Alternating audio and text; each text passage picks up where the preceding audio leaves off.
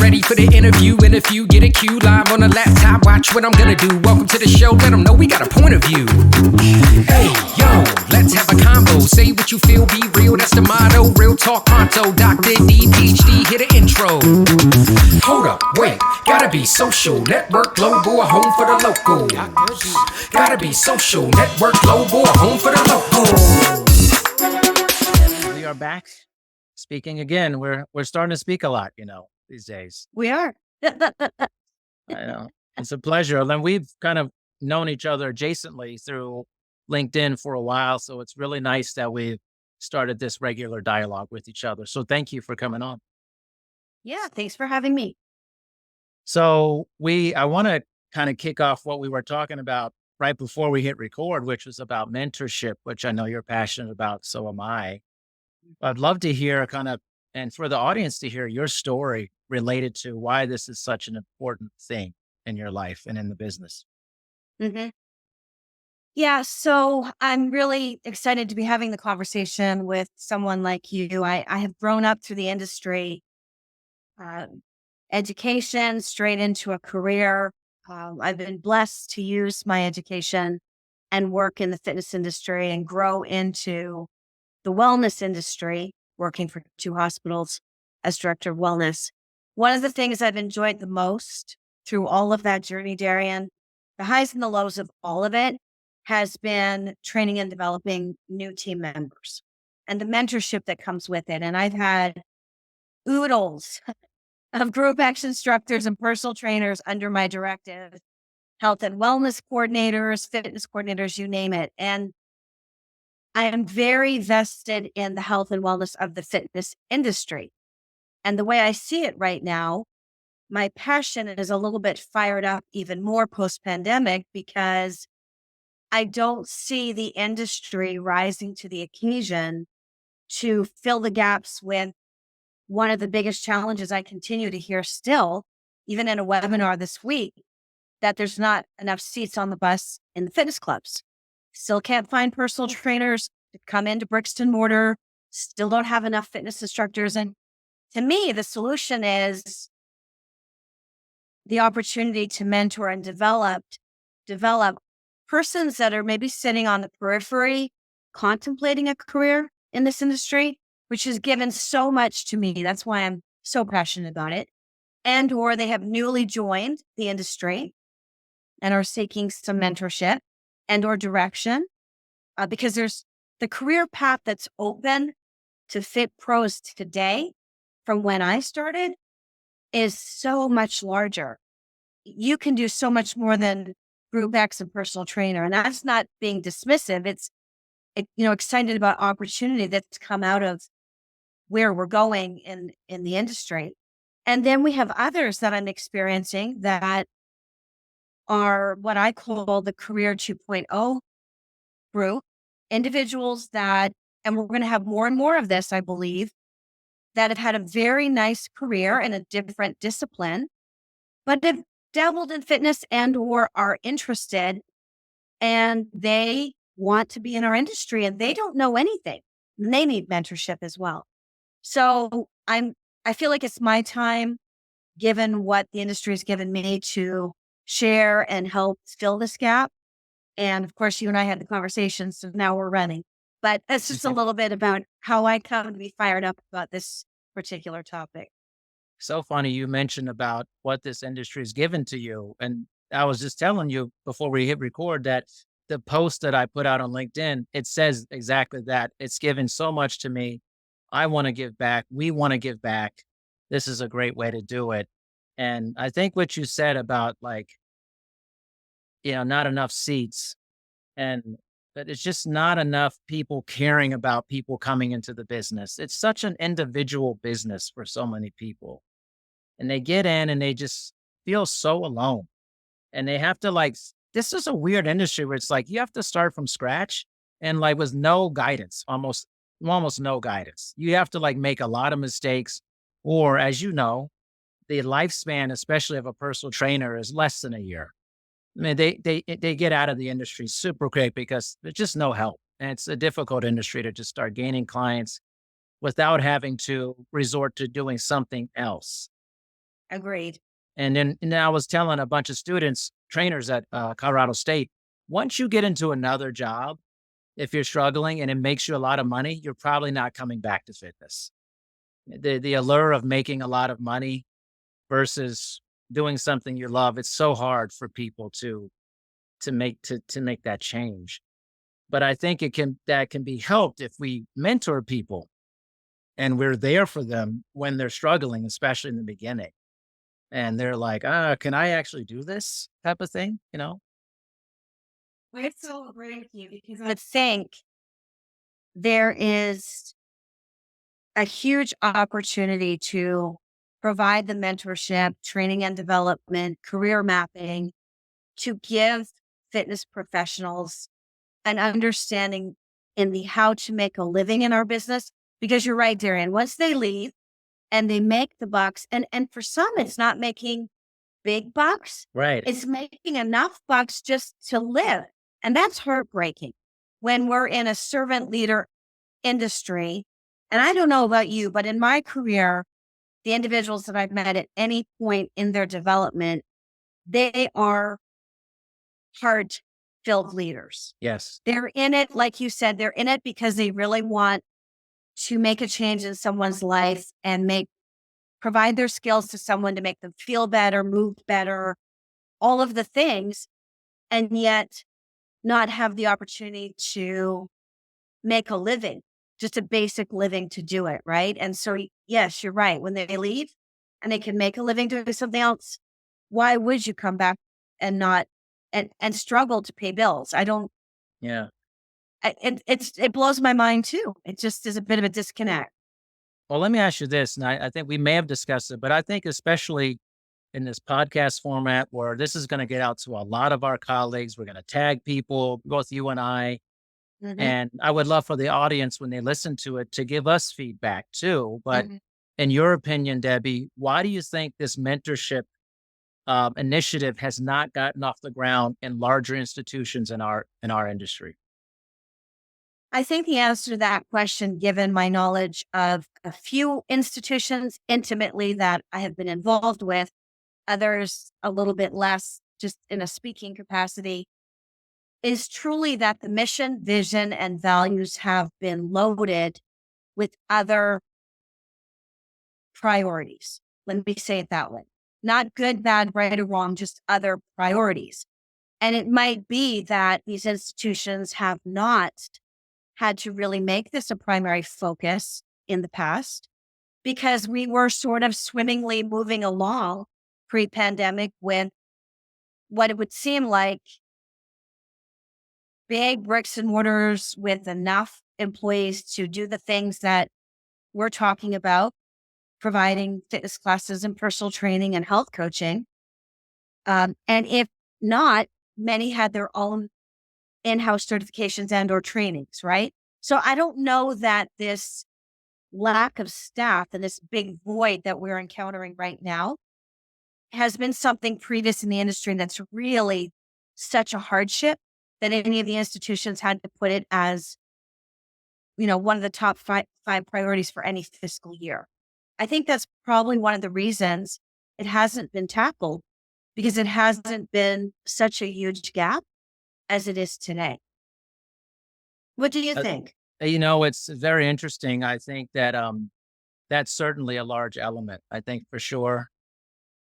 I think also that, obviously staffing for something like this is a pretty large endeavor, especially I think if you're in whatever large institution is in our business, it may feel like, well, this is a huge amount of people we have to serve.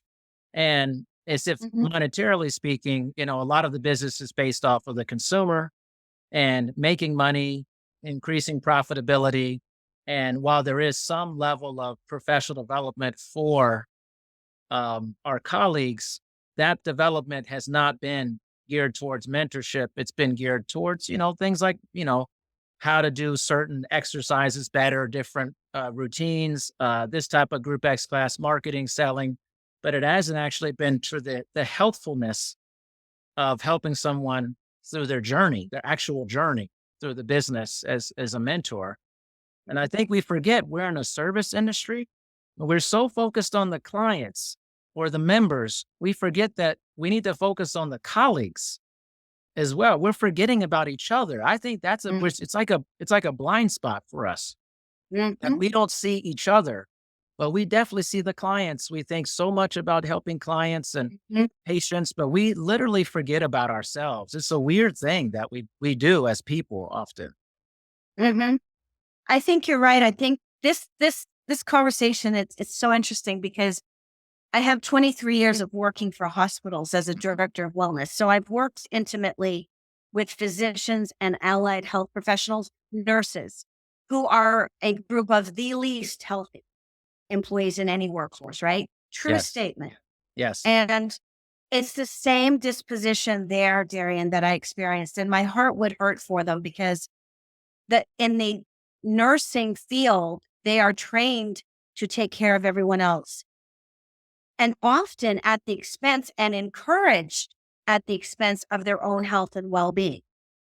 Because it's not uncommon, nurse directors and managers, and I would hear things like this and I'd be like, is this really how your industry is? Because, nurse directors eat their young. This was the expression all the time. And so you learn through the school of hard knocks, but it's not a disposition that grows their nurses in taking care of their own health and well-being. And we have a little bit of that too in the fitness industry. I feel like it's easy to be very outward focused on our clients and our members and do right by them and do well by them. And meanwhile, we are not necessarily, you're right, seeing each other and providing the support that we all need. It's just, we need it. Mhm. And I think that's one of the issues. It's like you and I and a bunch of other people, we go to these conferences and we have these wonderful engagements with people there. And we realize again the power of community and why we need each other. And then we forget about it the other months until we come back.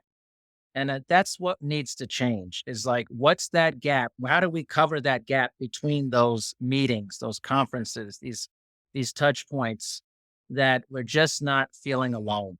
I feel like it's a very lonely industry and it suffers from the same loneliness epidemic that is occurring all over the planet at this point. And Mhm. mentorship, I feel like, is a great way to help try to curb that. And we Mhm. have so many other resources. Like you said, you're coming into a business now. If you're listening to this, you're a new professional. Your pathways are so numerous. Oh. I mean, imagine what it was like for us 20 years ago. It's like very few pathways, and you had to have a lot of education to get to a certain point or this area or it is like the wild west of opportunities at this point. But even if you have something that's very different, you still need that connection point. There's someone to help you through the good times and the bad times. So I think what you and I especially are trying to tackle is what happens in between these great Mhm. connection events and how can we pull you along between those times? Mhm. Yeah, it's interesting. It is such a dichotomy. And the American Surgeon General released 3 advisory papers between November of 22 and May of 23. Yep. And one was the number one concern at the work site is mental health and well-being. Then the loneliness epidemic paper came out, which you're referencing. I love that. And then it's amazing. And then the Amazing. third was our children are not okay due to the impact of social media. If we look at our industry and the way you and I grew up in it, I do think it has changed phenomenally, is that we grew up chasing the connection. I do believe we came into it with the spirit of, I know I did. There was a celebration of a young fitness professional if you could multitask and have different certifications. You could teach more than one modality, right? Or teach group X and personal train, you were gold. I mean, that was so we were very proactive in our learning, our growth, our development, and finding our networks to support that. And I think by virtue of having more than one certification and going to many conventions, we somehow found our people, didn't we? Like Yeah. I know who my people are, and I'm still friends with them today. We go to Idea World, and it'll be like we picked up from last year, like you said. But we're in this industry of servant leadership. It's a service industry. It's an industry of community and connection, and social fitness is a term. And here we are, like you said, incredibly lonely. It's this incredible dichotomy to me of how do we fix that? And that's, I think, ever more present now, post-pandemic, as so many fit pros have elected to work from home, Yeah. hybrid, a little bit of both, where that has exacerbated this loneliness epidemic in our industry. And yet we're social beings and we need the connection. We badly need the connection. It's weird. It's like we want that connection badly, but we also do a lot of habits and practices that work against that at the Mhm. same time. But there's also a good bit, like you and I are doing now, speaking through Zoom and a virtual format. There's a lot of positives to that too. And that you and I could actually do this. I mean, this was science fiction when I was growing up doing Me too. this. And Mhm. it's amazing. We humans have created amazing things to create connection, but we actively work against it. And I love that term chasing connection, by the way. I love that. Like I feel like we were super into that when we started. Mhm. We're like chasing that connection. And I think we felt like we knew how to do it too. Like we knew Mhm. how to reach out. I think for this generation, what I think that the gaping hole that we're stepping into is we're actually having to teach the connection, chasing the connection too. We had to actually teach it.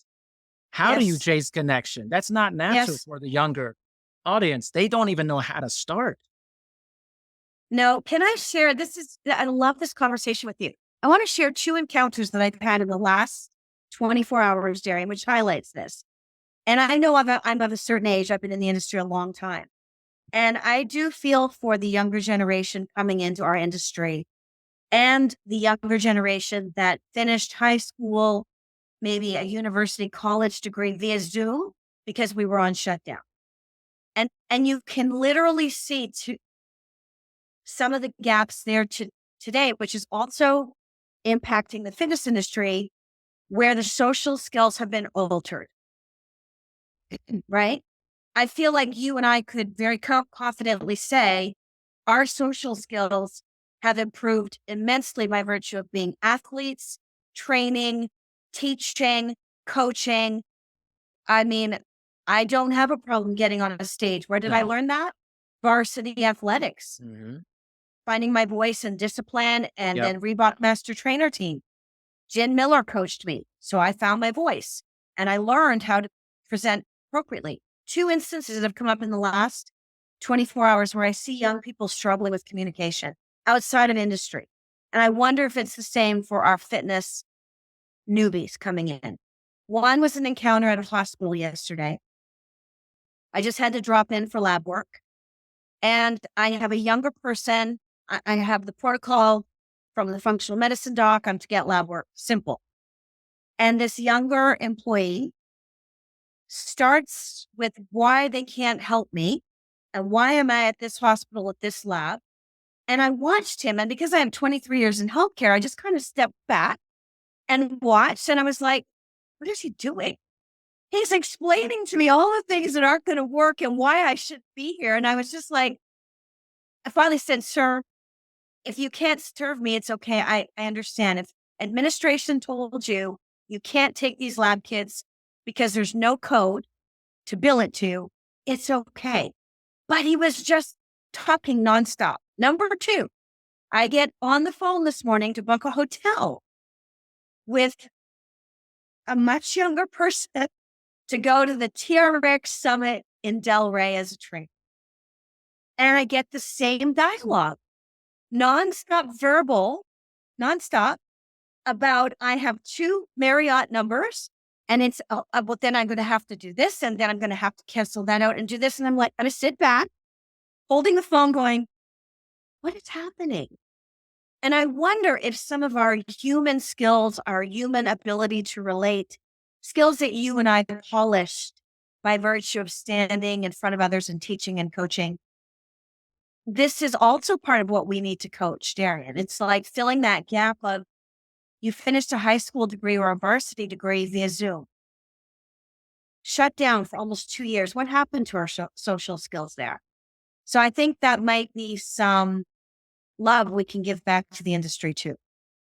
Yeah, those are great stories. And I think it's also teaching a generation of people how to have a nuanced relationship with the technology they grew up with as well, because it's like anything. If your worldview is very isolated to a very small thing, Mhm.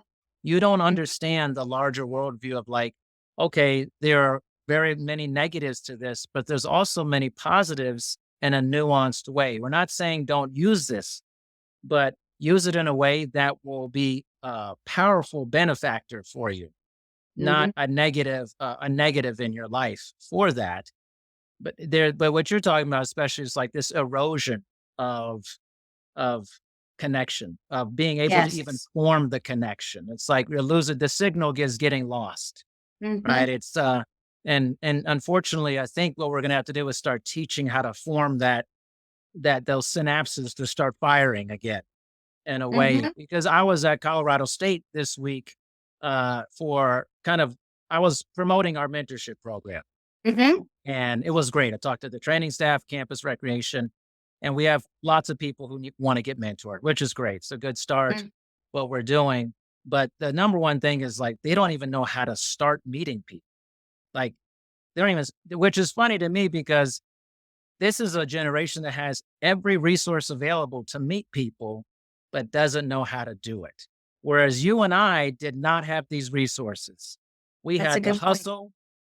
We had quarters, putting in a payphone, calling people, dropping by businesses, whatever it Mhm. is. Like, but that sort of hustle, it like hardens you towards that. Like you start building this callus, like I just go up to anyone. I'll start doing it, like they Mhm. don't have that. Mhm. So even though they have much more than we did, they're struggling immensely to even know how to use all this stuff that they have for their Mhm. benefit. Mhm. I think it's interesting, isn't it? It's more, but it's different.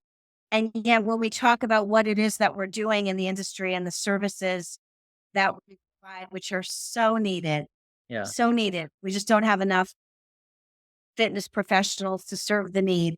All the Yeah. reason to get more young folks excited about what we Right. do. It's predicated upon human relations.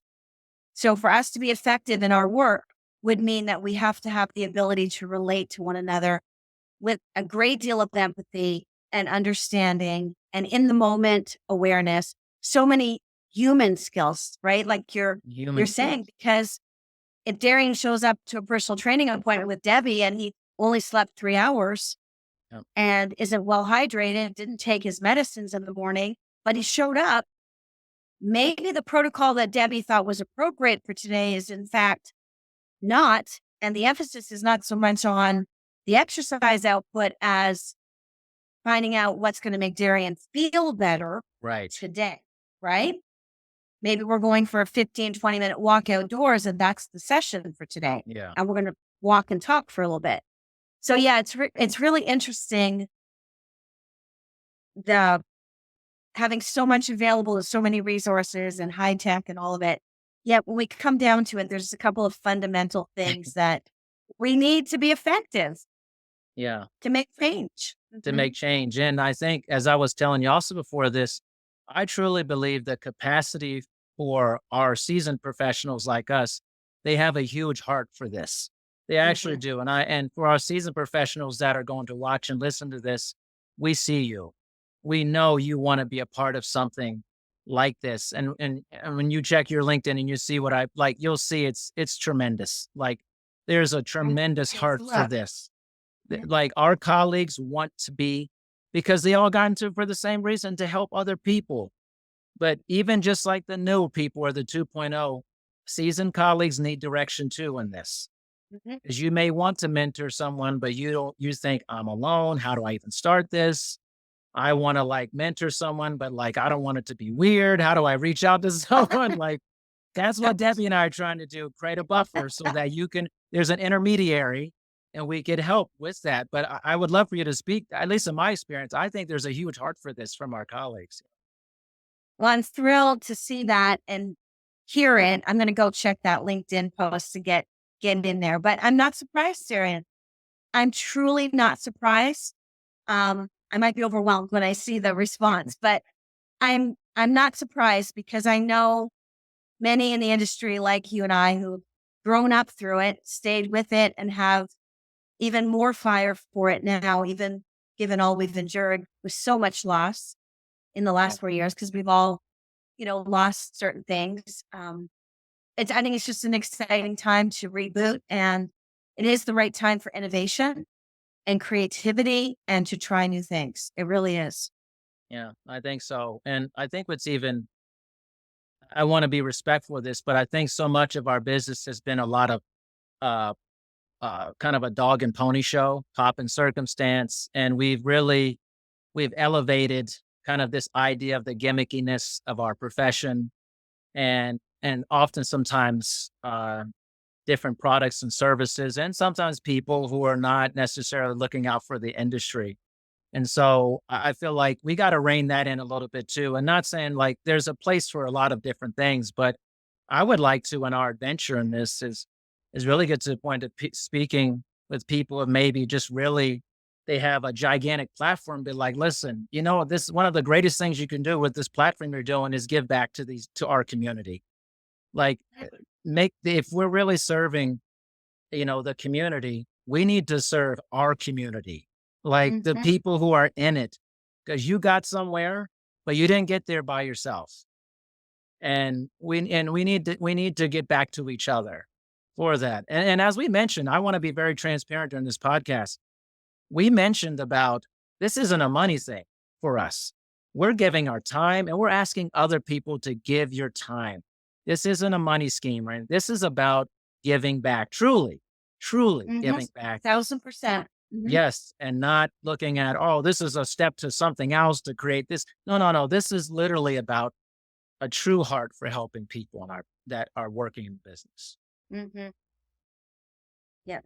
I think your point around products, services, and people, I think there's a little bit of a feel. I don't know if you feel it too, but I do think there's an opportunity, a little bit of a feel for back to the basics. Yeah. And I'm all about innovation in tech and products.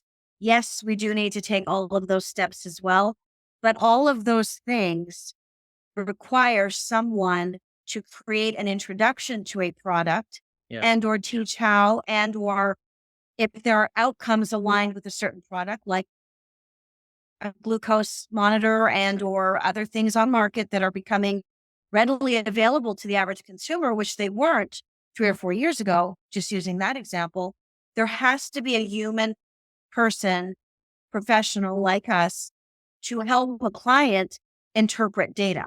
Number one.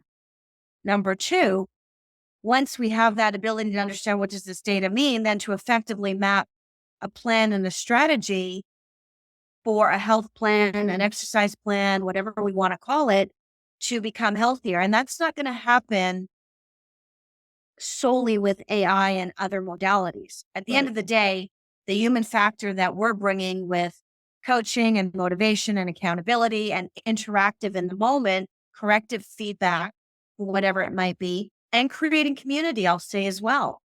Because you said something so important a little bit ago, the individualistic nature of what we do, it is mind-blowing. It's mind-blowing. Right? Because at the end of the day, all of my programming experience in wellness, my most successful members in my weight management program, my cancer program, my Healthy Back women's health program, were in a group. Now, they might have started the journey alone as a personal training client and then joined the weight management program. But as soon as they got in a group of like-minded individuals on the same journey, trying to lose weight and be healthier, then they had all these accountability partners. So it far exceeded the one-on-one that we could provide. We still maintained that. But so this essence of what we bring to the industry and our ability to motivate and connect and the accountability, I think that's huge in the behavior change model for individuals who are trying to become healthier. It's just not easy to make change. Yeah.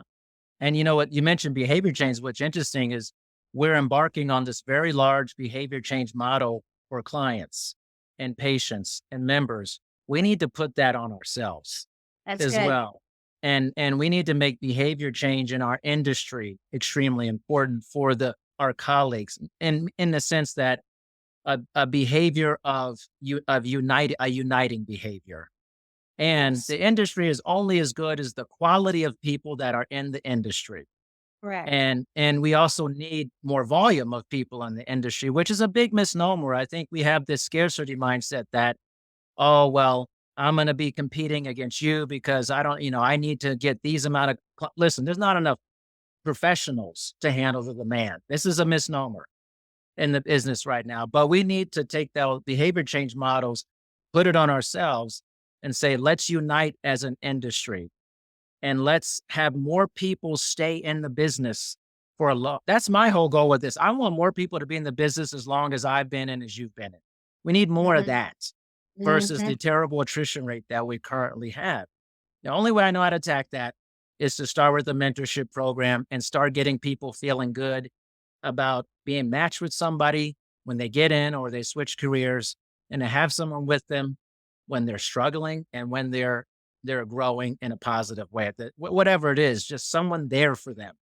That's right. And that I feel like we need to turn the tables back on us versus always being on the other side of it. Mhm. I agree. And if we look at where we're headed as a nation, two things that affirm that idea 1,000%. One, we have more Americans over age 55 than under right now. And Darian and Debbie have no desire to leave the industry just because we reach a certain age. No, This is not how we think, right? no, Oh, no, not at you all. want to know, right? Full well, I can keep on going and do what I'm doing with my heart purpose on fire, using all of my skills well into my mid 60s if I desire, and on into my Yeah, for 70s. sure. There's no reason to stop. With that being said, and the rising cost of sickness in America and obesity and diabetes and hypertension on the rise, we need more of us to tackle all of that too. And that's a career opportunity. You could start teaching fitness, start as a trainer, do both, go to health coaching, and you can specialize and move into coaching all kinds of disease states if you have interest in that. So I just think there's so much opportunity, and it's the right time to do this. It is the right time to do it. You know what I'd love to do too is part of and I think this is maybe larger than what we're doing, but I think it'll be kind of a nice offshoot of it is, a lot of our colleagues, myself included, run their own businesses. And, Mm. they also often move to other things because of the health insurance aspect of it. But not knowing that, especially if they're single or they're by themselves and not making a lot of money, they could buy a plan through the market insurance place. And within that plan, they could get therapy for free within that plan and zero deductible waived, Mhm. get therapy for Mhm. free as part of your investment back into yourself to be a better professional, to be in the industry longer. A lot of our newbies don't know that. They're underneath their parents' health insurance plan. They're terrified of what it means when that ends for Right. them. And then they feel the pressure to leave the industry because of things like that too, which Mhm. which we in our country we have really pushed people to get jobs because of that versus getting a certain job because they actually want to do it with Right. that. So there's some nice offshoots too that I think we could tackle Mhm. within this. Mhm. That's very astute, because I think growing up in fitness, and or if you're contemplating taking the step into the industry, if you could have some of those quality conversations beforehand. Hey, Darian, I love fitness. I think I might want to do my degree in exercise science. And I'm watching everybody do their own business, and I think I might want to start my business one day. What are the 10 things I need to know, Darian, Yeah. while I'm studying, so that when While I I'm studying. graduate, right, I have taken the right courses. I've taken some, steps to learn more about what it is to set up an LLC, have your own insurance, maybe a couple of accounting principles. When does a wellness lawyer become important? I think that's a huge give back to Darian. I think that's awesome. I think it's a big one. And actually, I'll go back to my meeting with those trainers at Colorado State. Is they're terrified of what it means to be outside of that kind of cocoon, working in that environment out there. And part of it is like, what is the daily? What's the day to day management of being doing this job like? I have no clue what it's going to be like. Wow. And Yeah. placing somebody with a mentor who has done this for a long time and can say before they even get into it, while they're studying, here's a typical day. Here's what you can expect. Eases the anxiety. And as we know, anxiety is a gigantic portion of our younger generation. They're anxiety It riddled. is. And part of that anxiety is anxiety of the future. Is this world a good world for me to be in with the state of how things are? I'm so nervous about my life and being an adult. How am I going to support myself? How can I even get a house? How could I afford to get a house one day? All these things. Yep. And if you could help them Yep. like feel less anxious about the job life they're going to go into, that's another great reason for mentorship. I totally agree. And with this, we know that Zoom is not going anywhere and the hybrid workforce is not going anywhere. I think we should be, and I know we will, celebrating and lifting those young persons up to understand that entrepreneurship can be viable and what are the tenets of that. And that's a really good give back. Really Yeah. good.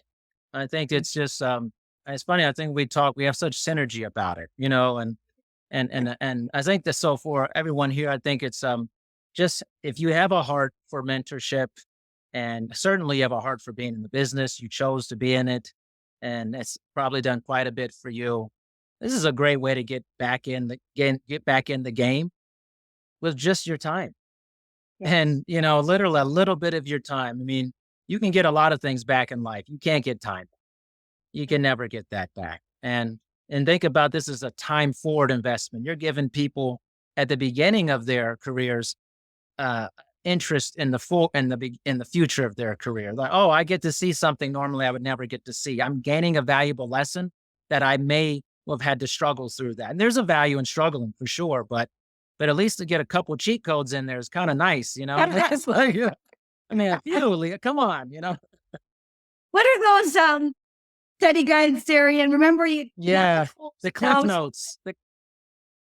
Yes. We gotta Yeah. give something to people, like Right. you shouldn't be alone. My thing, you just shouldn't be alone going into it. I mean, somebody should love you and care about you when you come into the business and be your champion for you. And that's how I feel about it. I have spent my past 23 years, especially in the last 10, trying to be a champion for as many people as possible as they enter the industry, finding jobs, all those things so that they can do the thing that they want to do. Because who wants to do something that they literally can't stand on a daily basis? Amen to that. And I think if there was opportunity for young individuals and those that are shifting careers and career 2.0 to know that there was someone that they could trust to be available to answer those kinds of questions, starting out before the journey, in the middle of the journey, or wouldn't that be just a wonderful way to build up the fitness industry and build up our business again?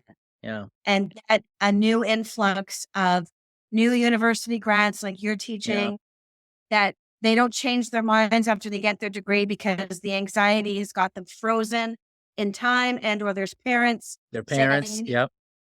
go get the law degree because you're guaranteed to make money. And to your point, to do something soul sucking every day, I can't imagine that. I can't imagine. I've never had to do that. I've had big jobs and hard jobs, but Yeah. all in the industry, and it always made sense to me.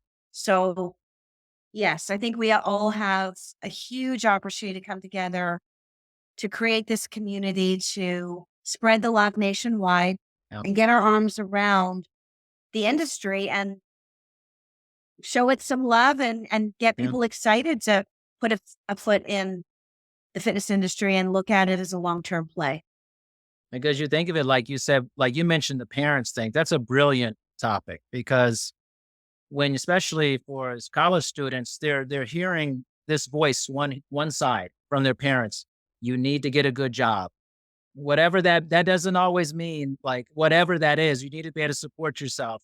And if you tell them, like, you're going into art, or you're gonna be a personal trainer, or, they think, "Oh, my child's gonna struggle. My child is not they're gonna live at home longer." They're thinking all this stuff. Instead, there should be another voice also. And that's where I see our program, the other voice. And then the student saying, "Well, I hear what you're telling me, but also I have someone who's good at this, and they're lifting me up. They're raising me up and telling me I could do this." Mm-hmm. Two different opinions here versus Mm-hmm. the one here that is so powerful that tells you, abandon this idea. Mm-hmm. You need to make money. And I think we could be a powerful force in there. We're not their parents, but we're just another option, another voice that's lifting them up instead of telling them life is tough. You're not going to make it. You're not going to. We need more. Yes, you can do this. And we have people who actually want to help you do this. Mm-hmm. Mm-hmm. Yeah, I think that's key. It's almost like I imagine this for you feels like going to the university and or being a college professor or a Mhm. university professor, right? In a way where, for me, I'm relating right now as you're speaking as a TRX master trainer when I teach the 8-hour trainings. I get very young and I get all ages and stages at different Yeah. points. And the 8 hours with those individuals coming to learn TRX, I feel like I'm in my mentor shoes as I'm teaching. And it's not just TRX. We spend the whole day together. So we share. And the others share and talk about what they're doing in their career and or what they're studying at university. And then I have some older persons and they'll talk about what they've been doing. And it's just this lovely synergy of, Yeah. oh, I didn't know I could be a health coach, a certified health coach. So yeah, there are different things out there now. It's good. Yeah. Lots and Yeah. lots of opportunities. Lots of opportunities. Debbie, thank you so much for spending some time with me. And which is nice is we're spending more time anyways beyond this. Yeah. So, and doing a big lift for our industry, I think it's good. So thank you so much for your time. But I'd also love for people to know where they can get in touch with you about the things that you're passionate about. Yes. So just connect with me on LinkedIn. I like LinkedIn a lot. You'll find me there. Just type in Debbie Bellinger. And I do have a website, super easy, www.debbiebellinger.com. But connect on LinkedIn. I do like to share research and engage in conversation. I will lift you up if you connect with me. So that's probably the best option. Or go to my website and just ping me. Ping Debbie. And Debbie, I can attest to Debbie is on LinkedIn quite a bit. She'll get back to you. And just kind of as a preview for our work that we're doing together, we'll be doing some data collection coming up in the next 6 months about what are you looking for in a mentorship program for your 2.0 folks or college students, even teens who are looking at what's their career life going to look like. If you're listening to this, reach out to us. What would you like to see in a mentorship program? We're doing both formal collection and informal. We want as much information as possible so we can give you the type of program that'll be meaningful for you and you'll immediately want to do for that. So, Debbie, thank you so much for your time. I appreciate it. You're welcome. Thank you, Darren.